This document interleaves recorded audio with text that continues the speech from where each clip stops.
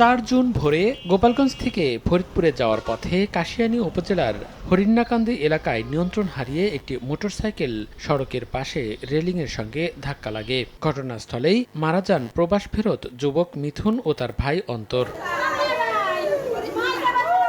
এর আগে গত 11 মে গোপালগঞ্জ থেকে ফরিদপুরে ফেরার পথে ট্রাক চাপায় প্রাণ হারান মোটরসাইকেল আরোহী কাশিম শেখ, তার 8 বছর বয়সী ছেলে মোরসালিন ও ভাই নাজমুল। গত 2 মাসে ঢাকা খুলনা ও ঢাকা বরিশাল মহাসড়কের ফরিদপুর অংশে 59টি দুর্ঘটনায় নিহত হন 62 জন, আহত হয়েছেন 67 জন। এর মধ্যে 14টি মোটরসাইকেল দুর্ঘটনায় প্রাণ গেছে 18 জনের ও আহত হন 10 জন। সংশ্লিষ্টদের মতে হেলমেট ব্যবহার না করা এবং অতিরিক্ত গতির কারণে বাড়ছে দুর্ঘটনা। নিহতদের মধ্যে বেশিরভাগ তরুণ হওয়ায় অভিভাবকদের আরও সচেতন হওয়ার আহ্বান এলাকাবাসী ও ট্রাফিক বিভাগের। নগদে 500 টাকা বা তার বেশি পেমেন্টে পেতে পারেন ঢাকায় জমিসহ 20 কোটি টাকার পুরস্কার।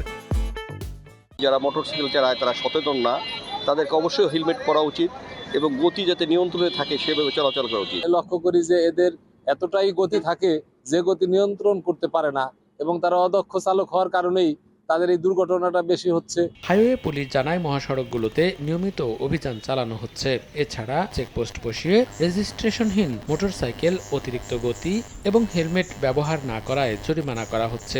সরকার নির্ধারিত যে গতিসীমা নির্ধারণ করে দিয়েছে সেই গতিসীমা মেনে আমাদের সেফটি মেজার, হেলমেট থেকে শুরু করে আনুষঙ্গিক যেগুলো আছে সেগুলো আমরা যদি পরিধান করি তাহলে মোটরসাইকেল জনিত দুর্ঘটনা কমে আসবে বলে আমার বিশ্বাস।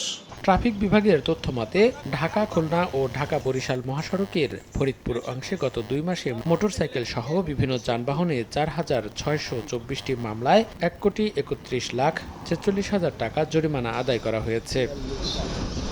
সময় সংবাদ, ফরিদপুর।